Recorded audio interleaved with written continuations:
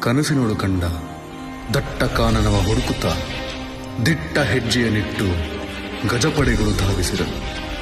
ನೇಗಿಲ ಸೀಳಲಿ ಜೀವವ ಬಿತ್ತಿ ಸಂಸಾರದ ಸುಖವ ಹುಡುಕುತ್ತ ಪುಟ್ಟ ಹೆಜ್ಜೆಯನ್ನಿಟ್ಟು ಧರಣಿಪುತ್ರರು ಧಾವಿಸಿದರು.